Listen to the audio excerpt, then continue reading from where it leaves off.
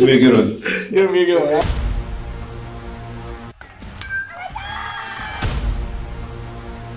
Definitely a different type of process. Cut down or freeze up. Being a coach's son.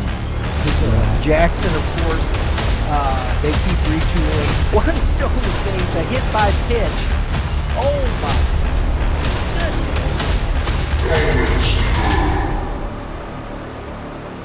Oh, hello everyone. Welcome inside the Red Earth Production Studios for this edition of YBMcast, Illinois Baseball Talk. Joined by my good friend, Diego Solares. How we doing? He's from the other side. I always call it, it's just tough. It is the People's Republic. It's the good side. Is it the good side? It's the good side of the river. That's what I tell all the people I work with that live in Missouri. All right, fair enough. I do have family that lives over there. You know, we were talking about that. I had to go to Maryville Baptist, or I think it's Maryville Christian, yeah. Yeah. Which is right down the road from Father McGivney. It's right next to it, actually. Yeah. It's because they live in that subdivision here. This Maryville's here. Father McGivney's right there like that. Sure. And it's I didn't know until I'd met the young man at your event across the river at the new sports barn over there. And you said he goes to Father McGivney. I didn't know the school. I just wasn't aware. And then I drove by. I was like, oh, it's right there. Yeah. Yeah. Didn't even know it was in Troy. Sure. So Sure. stuff you learn every day. You have to. You got to get out there, right? Right. That's how you learn stuff. And that's what we're doing here. We're learning about Illinois baseball. This is the thing. I think this is, our second show that we've done so far. We've got some new rankings for you here at a large school. You got small schools too? Oh, yeah. Okay. Oh, yeah. All right, we'll get to those. Every Monday. We'll start every Monday on, where can they follow you? At Scout Connect BB, or the website is scout-connect.org. Every Monday, usually Monday morning, the large school goes first at 9 a.m., hopefully, and then the small school comes out around lunchtime, around noon. Well, it's Thursday right now, so we've kind of gone through the week. A lot of conference play is done, right? Yep. So talk to us a little bit about what you saw this week, what teams made some moves, who stood out to you. Yeah, so if we're starting with large school, we have a new number 1 and a new number 2. I'm not going to lie. I saw that. Little surprising to me, even like the one that does the rankings, doing it in the preseason. I especially with who's at number 2, but we'll start with number 1, Triad. They are, as of this recording, just want to make sure I get this right, they are 13-1, and they play later today against CBC, so a little cross-state matchup. But I think for me, like Triad, when we talk large schools, in Illinois, there's 4 classes. In Missouri, there's 6. So large school for me is 3A and 4A, which would be Class 5 and Class 6 here in Missouri. Mm-hmm. Triad's 3A. And they're number 1 this week. I just think what they've done resume-wise, like the wins they have, the offense, we talked last week about how they score runs in bunches. You pair that with the fact that their pitching staff is starting to figure things out, like they're really throwing the ball well these last couple of weeks. Their only loss is to an out-of-state team in Vianney, who's undefeated and one of the best teams in St. Louis on the Missouri side. To me, it was a fairly easy number 1 choice. I view them as the best offense in the area. I think when they're right on the mound, they are, I don't want to say unquestioned, but pretty close to unquestioned, the number 1 team right now. And then number 2 is O'Fallon, who is red hot. They have not lost since the start of the season. They're 12-1. They lost their first game to Champaign Central, which is in central Illinois, kind of like that where the University of Illinois is at. Yep. And since then, they've won 12 games in a row. They just had a big win against Alton on Tuesday, and they play them tonight. That's a Southwestern Conference matchup. But I think what surprises me about O'Fallon is I just didn't know what they were going to be this year. They came in as preseason number 5. They have a new coach, Coach Causey. Dave Causey over there is taking over after Joe Bauer stepped down as the head coach. And, you know, I knew they were talented. They have pieces. They're older. They don't really rely on much young guys, but I wasn't too sure what they were going to have. They've been phenomenal all year long on both sides of the ball. They have a unique style of offense where they don't swing and miss a lot. They don't strike out a lot. They take competitive at-bats from top to bottom, and they really play good defense. They run, they bunt. The arms are really good, led by Connor Blue, who's going to Cincinnati, one of the best arms in the state. Tyson Filia, who's a junior, mid to upper 80s that really competes. He's their number 2. And they both throw a bunch of strikes. They don't walk guys. They let the ball get put in play. They're very solid up the middle defensively. Their shortstop, Dane Haraski, has been their shortstop the last 2 seasons. He's going to Central Missouri, which is obviously one of the better Division II schools in the country. Yep. Their second baseman, Carson Bauer, who's an uncommitted junior, is probably the best defensive second baseman in the area. He would be playing shortstop for most teams. And then in center field, they have a junior, Braden Robertson, that can really go get it. So, like, you talk about good arms, they don't strike out. They put the ball in play. They put pressure on the defense. And then you always talk about, like, if you're going to be good, you better be good up the middle, right? Shortstop, second base, center field, catcher. They're good there. So this is a team that, for me, is surprising me, just to be straight up honest. But they're playing really well. And if they sweep Alton today and beat them with their ace, Connor Blue, on the mound, I think it just kind of adds more to their resume that's already been fairly impressive.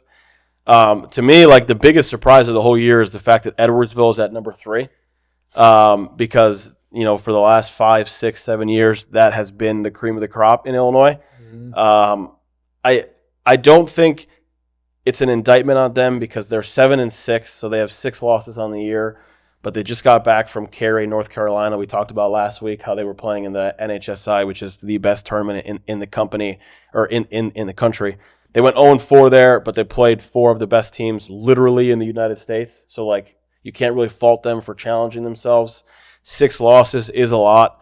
But I am still super confident. But still only 2 losses in the state. In the state, yep. And I am still super confident in Edwardsville being a state title contender. Like, at the end of the day, yeah. When June rolls around, if it's them that's playing in a super sectional for a chance to go to state, I don't think anybody will be surprised whatsoever. They're still supremely talented. They got the best coach in the state. So that's kind of the top 3. I want to do this because, you know, just as far as moving through these things, Southwest, is it the Southwest Suburban or is that Chicago? It's the Southwestern Conference. Southwestern Conference. So that's got to be this one right here. And that's Belleville East, O'Fallon, Alton, Belleville West, Collinsville, East St. Louis, and Edwardsville. Yeah, so those are the only, like, all of those schools are 4A. It's the only 4A conference in the area. It's the only big time. Yes. I gotcha. Yeah. Okay, that's cool. I'm learning here. Sure. So, you know, you gotta. So Belleville East has 3 wins in this conference. They're 13-4, and we talked a little bit about them. I want to kind of go through these because you're looking at these. Because you got Alton at number 5? They're at number 5. Yep. And is there another team here? Belleville East at 9. Yep. Right. So you got 3 of the. Was it 3 or 4? 3. Yeah, so Belleville East, O'Fallon, Alton, and Edwardsville are all in the Southwestern Conference. Edwardsville has not played a conference game yet. That's why on Max Preps they're at the bottom. Mm-hmm. They open up their conference schedule next week against Collinsville, which is a little bit of a rivalry there. So, in Collinsville, they've got 1 loss in conference according to this. Now, I don't know how up to date this is. You know how these things go. Yeah. Because they're beholden to if the coach gets the information in, correct? Correct. Yep. So we're doing the best we can. What do you is that pretty accurate? I believe so. I believe they played. I actually don't know. I'm not 100% sure who they would have played yet. I do know Belleville East is 3-0 in conference because they had a big sweep last week over Belleville West. So crosstown rivalry. That's pretty huge, right? That's like a true rivalry. It is huge because Belleville West was actually in our rankings. They were number 8 last week. And Belleville East swept them. Game 1, it was 5-4, kind of a tightly contested game. Mm-hmm. I was at Game 2 at Belleville West, and that was all East from start to finish. They won 11-0, and it was like not really a close game at any point in time. The big thing for East is the fact that their offense is fairly talented. Like they can swing it, and they just got their number one arm back, Tommy Kramkowski. He's going to Missouri State. He's also their shortstop, so he hits in the 2-hole for them and is their best offensive player. But he was kind of slower to get back onto the mound. He's a stud, man. Really competitive. Honestly, competes with the best of them in the area. Upper 80s, will climb into the low 90s. He was up to 90 a few times when I saw him last week, and that was only his second start. So I would expect him to keep climbing as he gets more comfortable on the mound and the weather gets warmer. Can really spin a breaking ball, doesn't walk guys, fills up the strike zone. So that's a team that they're 3-0. They swept Belleville West. They beat Eastside on Tuesday. They play East St. Louis again today. I would expect them to win. So they'll be 4-0 in conference with their best arm back, and they're rolling right now. So and the one you're headed to, the must-see game of the day. The must-see. Yeah, must-see is O'Fallon at Alton. O'Fallon took game one at their place. This is actually, like, for me, a super cool matchup because you got O'Fallon is throwing Connor Blue, who is their number one guy. You don't normally see teams pitch off. Like, typically, your number one guy throws the first game of conference, right? But O'Fallon is comfortable with Tyson Filiaw, who's their number two, quote-unquote, throwing the first game. And so Blue's going to throw today, and he's going to throw against Anderson Kaufman, who's a freshman at Alton, who we talked about briefly last week as I think he is going to be the next big name to come out of the Metro East. And he's a freshman going up against a senior at Alton in a game that Alton kind of has to win to split the series. That's going to be a fun one. O'Fallon 12-1, Alton 11-5. That's, I like to look and learn. I'm learning. Sure. Just like you are, folks. And that's why we're doing this. Coming down here, I think, they're number 4. We saw some Muscuda folks over the weekend at the Game 7 tournament. Nice. And so Muscuda at 4, you're still thinking very highly of them. I am. This is a little bit of a drawback of kind of doing this later in the week is they're at 4, but they play in the Mississippi Valley Conference, which will be weakened because Muscuda and Triad are actually going to join the Southwestern Conference next year to form like a super conference. But Muscuda played Waterloo, who was one of our teams on the outside looking in. So I rank 10 teams, and then I kind of highlight some teams that are next up, quote unquote. And Waterloo's 7-3. They're down there kind of right across the river from South County, across the river from like where Oakville's at. And to be honest with you, Muscuda, in my opinion, even though I like Waterloo, I think they have a good club, was an easy favorite in those two games, and Waterloo swept them, actually, in a Monday-Wednesday conference set. So Muscuda's now, I think, 10-4, and they will drop next time we update this just because, like, you get swept by a conference rival. Absolutely. You kind of have to fall in the rankings. And I would honestly envision Waterloo jumping in to that 10 spot where Freeburg is at right now, unless something crazy happens this weekend. Well, those are the telltale signs, right? You got two teams that you're like, they're pretty close. Yep. And Waterloo goes out and says, we're better than you. Yeah. Right. And, I still like Muscuda. They have one of the best arms in the area in Austin Musso. He got beat on Monday, but he threw the ball well. And I feel really good if I'm Coach Eddie over there. Anytime that guy's on the mound, we have a chance to win. It doesn't matter who it is. As an example, like he threw against Edwardsville and they shut him out.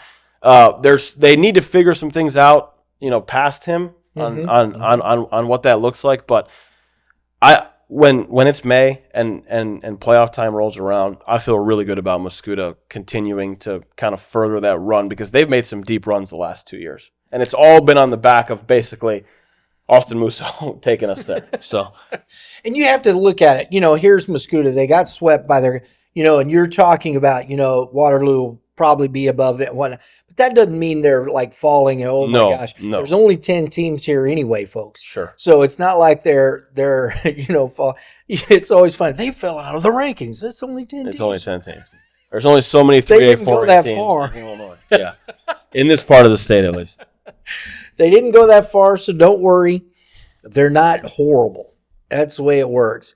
Was that Mount Zion? Is that correct? Yeah, we got Mount Zion at 6. They're in like that Decatur area. That's about as high as I'll go. That's right. With the That's rankings. They're super interesting, man. Like, I would expect them to rise next time we update it. And I don't know if it would be them rising more so as like Muscuta's dropping. And if O'Fallon beats Alton today, Alton will drop too. But that's a team that they're very old. Like, they are super senior heavy. And their 3 arms, like, I would take their 3 arms against anybody on this top 10.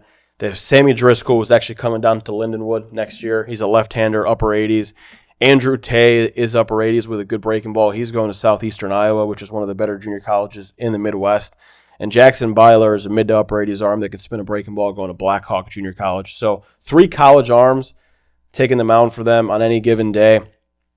I feel good about Mount Zion. So Mount Zion, is that class 3 or 4? They're 3. Okay, so 3. So what other class 3 teams do we have in here? So right below them is Glenwood. They are also 3A.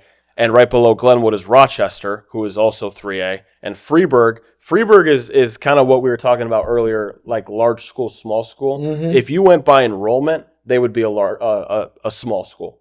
Okay. Typically. Are they private? No, it's a public school. Okay. They are very similar in enrollment to a 2A school, and they teeter back and forth between 2A and 3A. They're on that bottom. Yeah. So they're 3A this year, and they're playing a 3A schedule, like non-conference-wise, and they're challenging themselves. And, they got swept by Breese Central, who's in our small school rankings. But I really like Freeburg. That's a program that's been really good every year. They're super competitive. They play a tough schedule. They're young this year. They're going to fall out of the rankings next time we update them just because they're below 500 now. Right. But the fact that they were 500 and they were still in the rankings should speak to how I feel about them. But they are 3A. Okay. So Mount Zion. So of those 3A schools, it sounds like you think Mount Zion is the top of that heap, basically. It's Triad. For me, it's Triad. Oh, Triad's 3-2. Yeah. Okay. Then Mount Zion. Okay. Then Muscuda. Okay. And then the one to watch is Rochester. They have won 5, 6, 7, 8. They've won 11 games in a row. They just beat Belleville East yesterday in a non-conference game. They are super interesting because, to my knowledge, they only have like one senior that really like is an impact guy. It's Eli Carlson, who is the head coach's son. He's their shortstop and their number 1 arm. But other than that, it's a bunch of sophomores and juniors getting it done for them, and they're like really getting it done. Like, they have a catcher, Sam Ferris, who's a sophomore that's got 4 homers on the year. Jeez. And is raking. Jory Myron is a switch hitting corner infielder junior. His older brother played at Southern Illinois Carbondale. AJ Runkle is their first baseman and their number 2 arm. Big physical kid, has juice and can really pitch on the mound. So that's a 3A team in Springfield. I would expect them to be, one of the more competitive teams coming out of that region. And then when you talk about 3A, like in that area, you have to mention Glenwood because Glenwood is a team that is good every single year. They're kind of going back and forth here now. One big boost that is a reinforcement for them will be when Cameron Appenzeller is back to the mound. He's a basketball player, all-state basketball player that led their basketball team to the state playoffs. He's a Tennessee commit. He's the number 1 player in the state by basically any publication you look at in Illinois. He'll probably be a first-round draft pick when the draft rolls around. He should be coming back to the mound relatively soon. It's kind of unknown when, but when he does, that's going to give them a huge boost because that is a guy that will beat anybody anytime he's on the mound.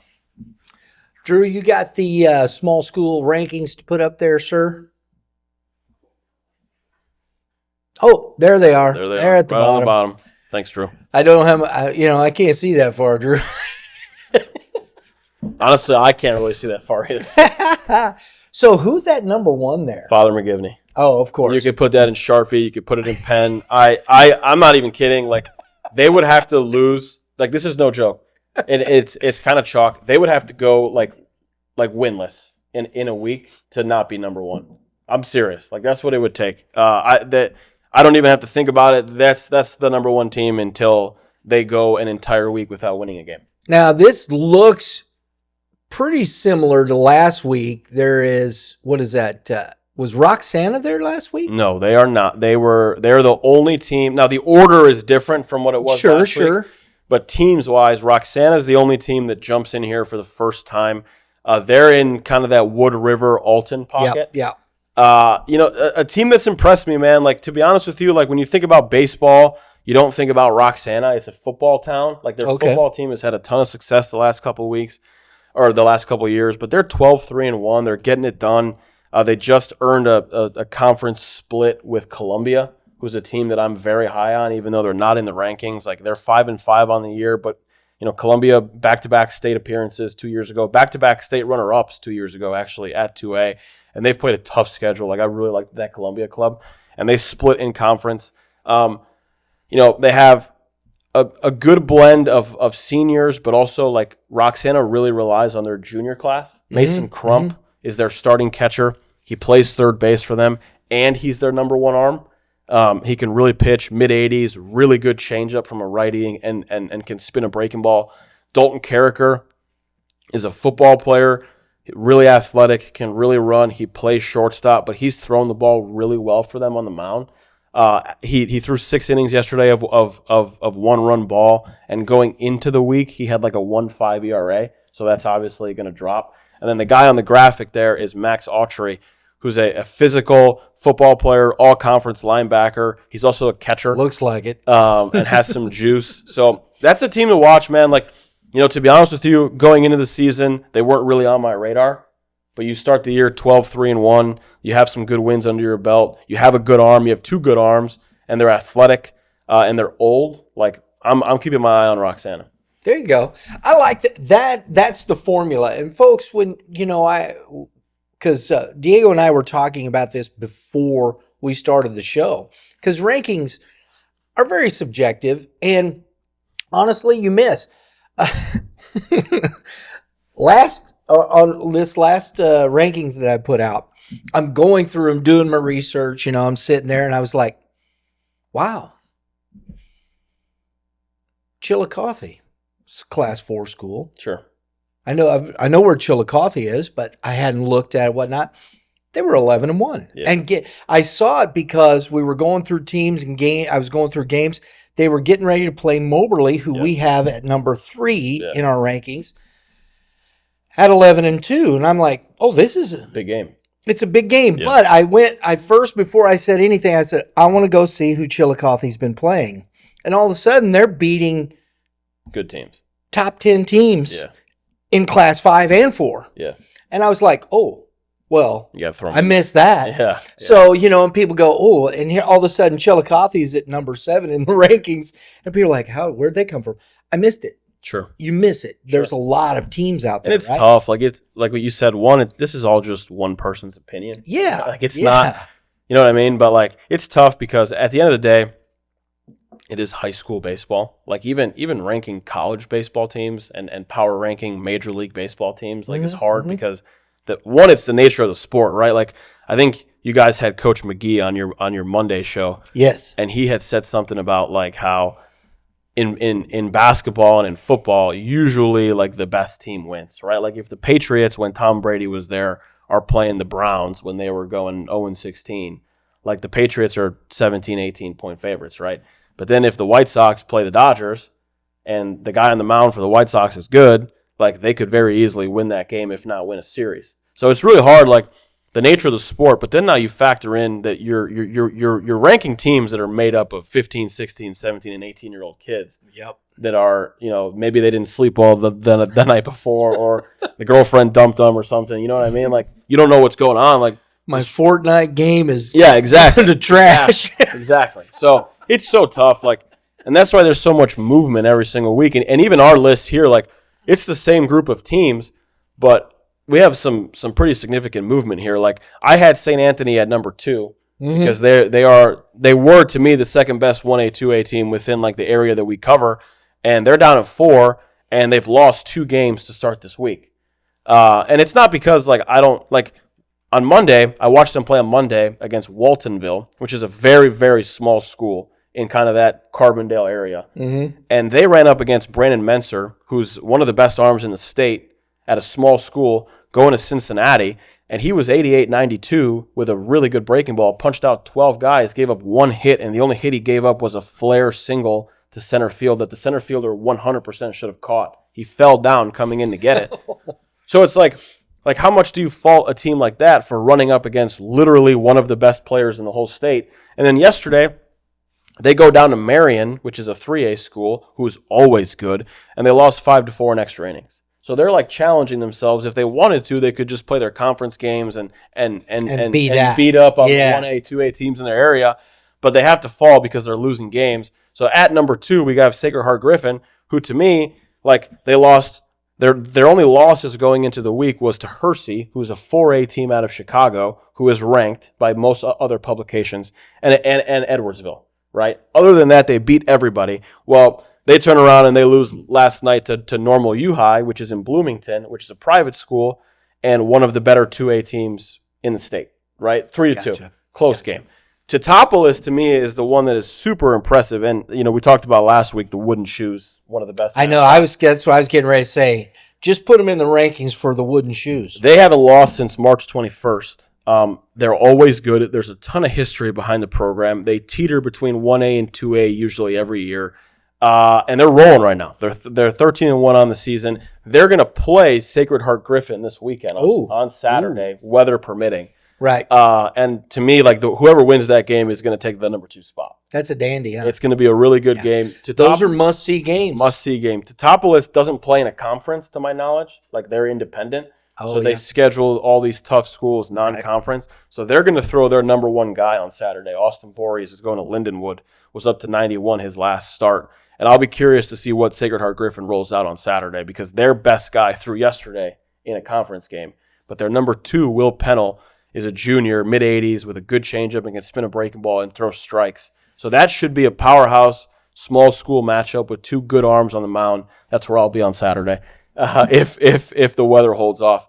And then, like, you look down, Pleasant Plains is a team we talked about last week as, they won 29 games last year. They brought the whole roster back. It's a very small public school in Springfield, so all of their kids play multiple sports.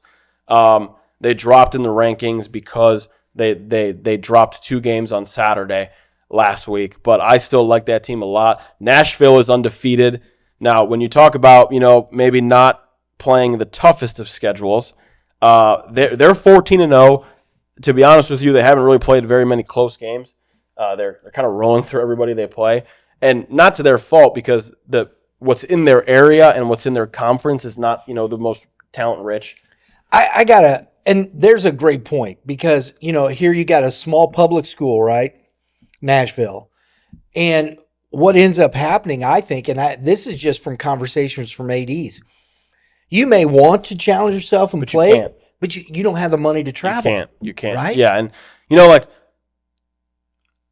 I have to give Nashville the benefit of the doubt because whoever they're playing, they're rolling through. They're putting it on. The best team they've played all year is DuQuoin, who started the season on our rankings. They're out of it now. Another very talented 2A school down south that is 500 because they challenged themselves. They beat DuQuoin. Sure. They beat them 2-1. But other than that, they've rolled through everybody. And there has to be some merit for you're basically who's ever in front of you. You're blowing out the pants off of them, right? Yeah, but like to me, it's like okay, like. Once you play, some heavy hitters and you beat them, then we can jump up the rankings. Like one team to me that really stands out, and I don't know if they're going to rise because of what's in front of them, right? Mm-hmm. But Breese Central's at 7. That's a team that started the year out 3-3. They were scuffling a little bit. They were playing some good teams. Like they played Pleasant Plains and lost to them.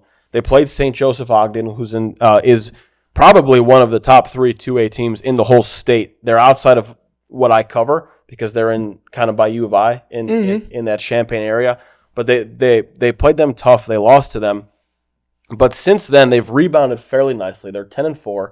They just swept Freeburg, who's number 10 on our large school list in a conference series. Sorry, they split with them. But like I really like that club, man. They're always good.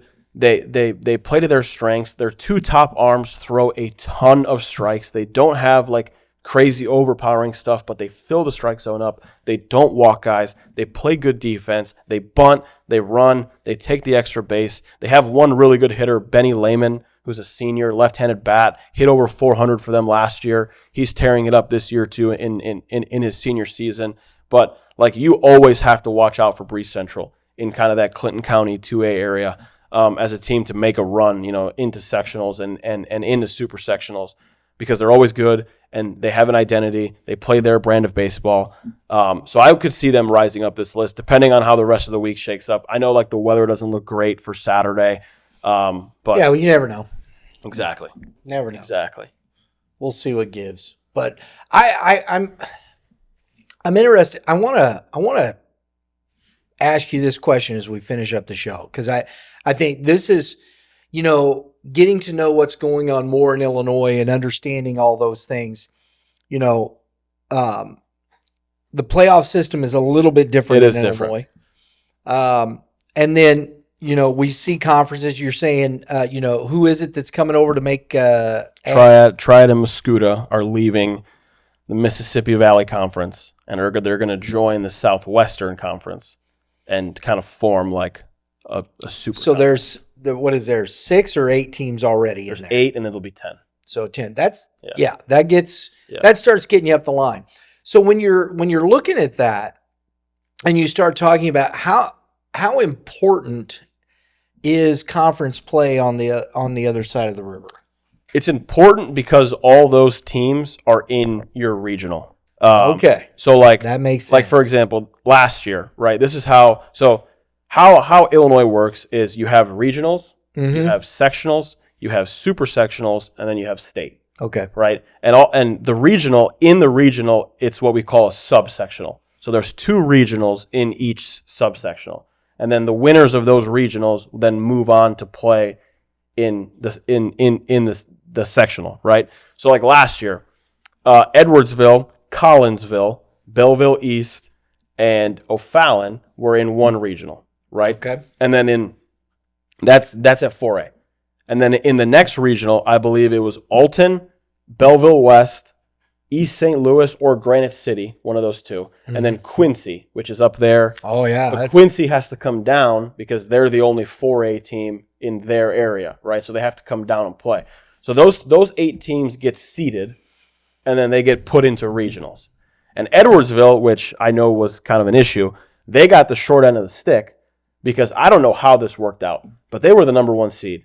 And they ended up playing the number 6 seed, which doesn't make any sense, right? Because the number 1 seed should play the number 8 seed. That's how it should work, right? Mm-hmm. Well, Collinsville last year had Ethan Bagwell, who was a mid to upper 90s arm that got drafted by the Braves and got $850,000 to sign there, right? That's who they played in round 1. And they beat them to their credit, right? But like, why is the number 1 team playing the number 6 team and not the 8 team? You know what I mean?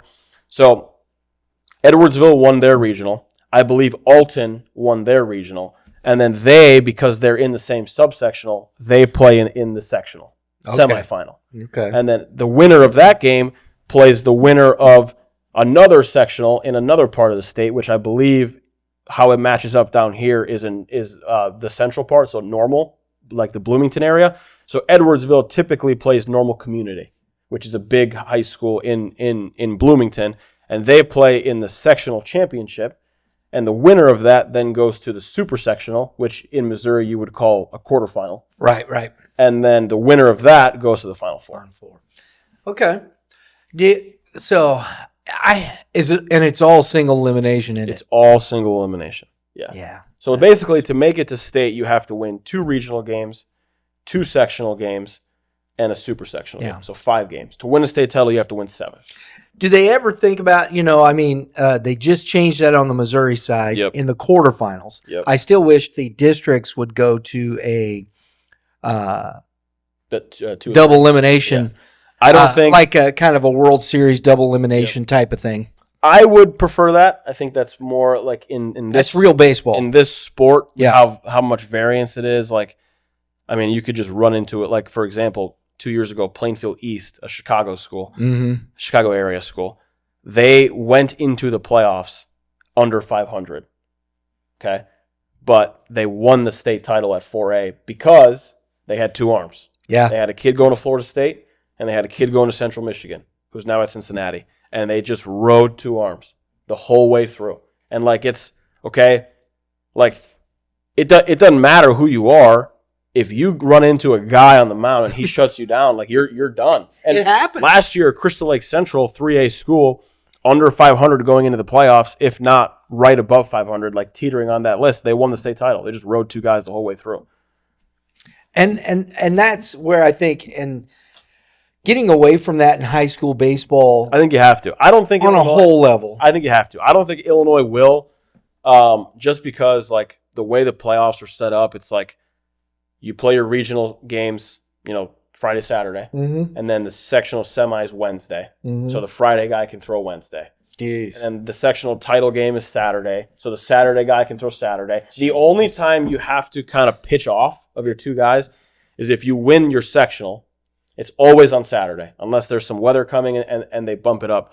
The super sectional game is then on Monday, the following Monday. So you would then technically have to have a third arm and throw them in that game. Right. Unless you saved one of your big arms or something, and then state is so it's honestly very quick. It's 2 weeks essentially of 3 weeks of postseason play. Weekend, Monday, state playoffs. Yeah, I just think I like the thought and having these conversations, because I think baseball across the board, it needs to go in that direction. Me too. And, and I understand on the administrative side. I do. Don't get me wrong. I really, you're trying to fit, activities, especially at the end of the year with prom and graduation. All of those things. But, and it gets difficult because there's kids that want to be part of their graduation. 100%. I remember, it was a few years ago, there was graduation, it was Memorial Weekend always around here, and Howl guys running in after to hearing about that, running into their graduation in their uniforms, throwing on. Because my senior year, we finished second in state in 4A my senior year of high school, obviously. And our regional championship game was the same day as our graduation. Right. And I graduated with like 1,000 kids in my class. And so we all went first. Yeah. And then we just left because we had to go play. Right. And, I'm not going to complain because my last name is towards the back of the line, and sitting through 800 kids before I got to my... It wasn't that awful. I wasn't complaining. But, it's a part of it, right? Like, I'm sure people care about that, and, like, the parents care about it, and the families care about it. So, like, yeah, I get it from that side, too. But also, like, especially down here, and to be honest, throughout the whole state of Illinois, there are the facilities to do it. Like, there's so many turf fields that, maybe not all of them have lights, but, like, from a weather standpoint, I believe Missouri's best 2 out of 3 is you play the first game Friday, and then it's a doubleheader Saturday. Yep. There's no reason you couldn't do that in Illinois. Yeah, and I think that's the thing, and I think it moves toward. And we had this conversation. With Tim McElliott, Jay Meyer, and Kirk Bragg. About the double elimination. Series side. And I think it's a serious conversation because, and the one thing about it is, in my opinion, Diego, is there's enough good baseball. Yeah. Right? The talent level is there. I think you have, especially in the higher classes, you have deeper teams. Yep. You have the ability to do that. I am a proponent of not doing it in the smaller classes. Yeah, I don't think you can. I just don't. And I don't even think you could do it in Illinois in 1A and 2A just because of the pitching. Like the depth of the arms, like especially at the 1A level. Like even at the last couple years, because I've been to the last 4 state like playoffs, Final Fours for 1A, 2A in Illinois. Like the number one arm for like the state champions at 1A is like a guy, for the most part, that is the number 3, number 4, number 5 arm for your average 3A, 4A school. And it's just the nature of it, right? Like, and you might get that one guy. Yeah, the one and they dude, ride him to a championship. They ride him, and he throws 115 pitches every game, and that's the guy we live by, and that's the guy we die by, right? But I just don't think there's enough depth to do it. I do think too, like with the best of 3, like not that it rewards the best teams, like your top seeds, but like I think your best teams have an advantage in a best of 3 series, and like I just think right now the way that it's set up in both states, Missouri and Illinois, like you could be number 1 seed, be 34-1, be the best team in the state. If you run into like whoever and he's a dude, like like for example, if you're Francis Howell and you run into Fort Zumwalt North and Camden Loman's on the mound, like that guy could shut anybody down the way he's throwing the ball. And he is pitching. He is a legit MLB draft follow.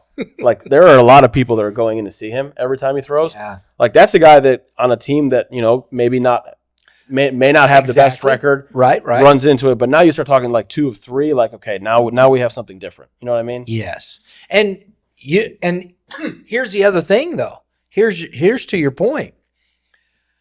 They're in district. It's 1 game. Yeah. And you run into him. Yeah. Like what are we going to do? Richie Swain at Timberland too.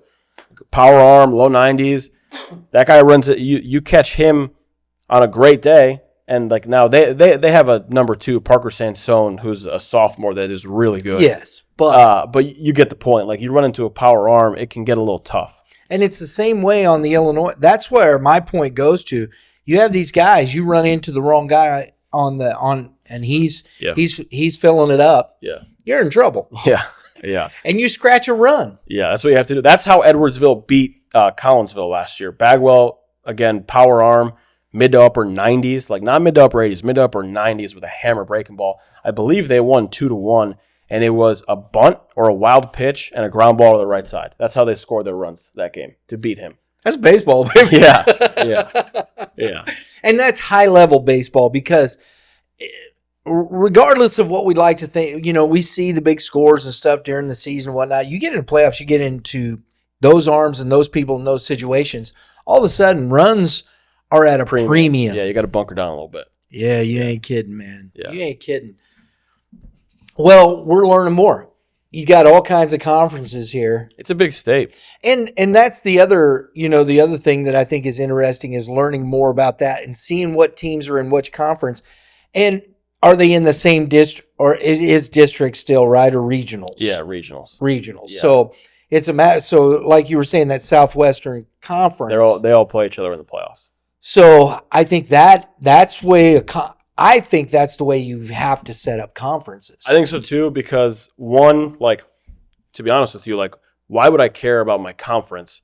Exactly. If those teams aren't in my district? What I would care if I'm a coach or an AD is I'm just going to schedule every team in the district and throw my best guy there. Yeah. Because that's how the seeding is going to pan out. Like the seeding for the regional play in Illinois in the Southwestern Conference is larger based on what the conference schedule is, or like what the conference standings are, because you have it right there in front of you, right? Like those games are not just conference games; they're also playoff games, and they're going to determine what your seeding is going into the playoffs, which makes them 2 times as important. Right. Because like whatever, you win your conference is cool, right? Awesome, sick. We won the conference, but like if you lose the first playoff game, who cares? And I think the difficulty is when you get into some of these schools and what we talked about, with the small school, St. Anthony, or no, Teutopolis.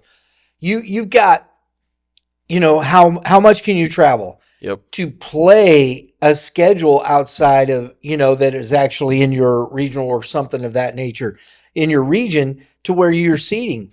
You have all of a sudden like Quincy. Yep. Like they have to come down here and play Edwardsville, Belleville East. They're not West. Yeah. They have to. They do it every year. Or they got to go up there. Yeah. And by the way, Quincy's not that's 2 hours, maybe honestly more. And they have to come down, and I think they've already played East and West this year. And I don't know who they're like, if they're playing Edwardsville or O'Fallon or Alton or whatnot, but like that's what you have to do. Yeah. Because there's nobody up there for them to play that is 3A or 4A. Quincy is all 1A, 2A, either private schools or public schools in small, farm towns. Yeah, and Springfield isn't. It's probably an hour and 20 minutes from Quincy. Yeah, so it's like it's tough for them because you have to have the resources, you have to be willing to come down here. Like, listen, take it from somebody, and I'm not the only one, obviously, but like when I was in college, we would bus 3 hours, and you get off a bus to play a 10 a.m. game. You have to leave at 6. you got to eat, you got to, ride this terrible school bus that's uncomfortable and it's bumpy and you're driving through these small towns and there's like one road and it sucks. Like, that's not easy. And you're getting sick on the curves. And you have to do that. And then you have to get off the bus and play. Yes. Against good teams. Yes. That's tough, man. It is those are the outliers. I know I shouldn't say, but it is to a degree an outlier in that respect. But these are the things that administrators talk about and think about when they're doing this and setting. So you understand on that side. So these are the challenges, I think, in all of this, right? Sure. Absolutely. I always like those discussions because I think how do you set those things in place? And it's a challenge. For sure. It is a challenge. For sure. So, well, there you go, folks. Some Illinois baseball talk with Diego Solares. I hope that they got something out of it. Me too. Me too. Some good games this weekend. Some big games this weekend. So some must-see games. That's it. So if you want to, again, follow Diego, tell him how to do it, buddy. It's at Scout Connect BB on Twitter. Scout-connect.org is the website. And Instagram is the same thing as the Twitter handle. So. There you go. So keep up to date on what's going on with Illinois baseball. We're going to do some things on our side, hopefully, to start working towards that. We got a few ideas. Probably a little bit, though, because mid-season. You got a lot going on, man. Yeah. You got a lot going on over here. I think we've done, I don't know, now 10 baseball games in 7 days. That's a lot. Yesterday was it was fun, though. There at Carshield. Carshield's a fun one, man, because it is nice in the press box. It's a great venue. 3 games. The nightcap. Whew. Who was it? St. Charles West and Orchard Farm. Did my guy Brody Anderson throw for St. Charles West? And he was our player of the game. Yeah, I saw him. He came to one of our events this winter. I was really impressed. He was impressive. Probably a guy that, athletic. Isn't overpowering. Athletic lefty, could spin it, turn over a changeup, got a little two-seam on the fastball. That's a guy that probably needs to go to a junior college, right? Get a little bit more physical, develop. But 3 years from now, when he's a sophomore and at whatever JUCO or whatever level he chooses to go, that's a guy that could, be mid to upper 80s and can really pitch. So he threw a complete game shutout. That's what I saw. And Brennan Gehring hit a bomb. Yeah. And that was the game. Yeah. That was a dandy of a baseball game. Good. And I know people go, oh, what, 1-0? Yeah, man. It's quick. I'm sure it was an hour and a half. About an hour and 20. There you go. Get in and get out. Yeah, that's the way you do a nightcap. Yeah. Long day. Let's go. Get in and get out. Worst thing you want is a nightcap after 3, 4, 5 games, whatever, and it's 10-8. Nobody can throw a strike. They can't field the ball behind them. It's walk fast. That's just boring. That's just boring. We, as our colleague Mitch Thomas said, have you ever watched paint dry? Yeah, can't be fun. Folks, thanks for tuning in. We do appreciate it. If you like what we're doing, please like it down there. Share it out with your friends. We hope that you do. If you want to hear more about Illinois baseball, hit subscribe there. We're going to be doing a lot more. Support Youth Baseball Midwest. We do appreciate that. Until next time, everybody have a great day in the Lord. All you pitchers, just like Diego, what do you do?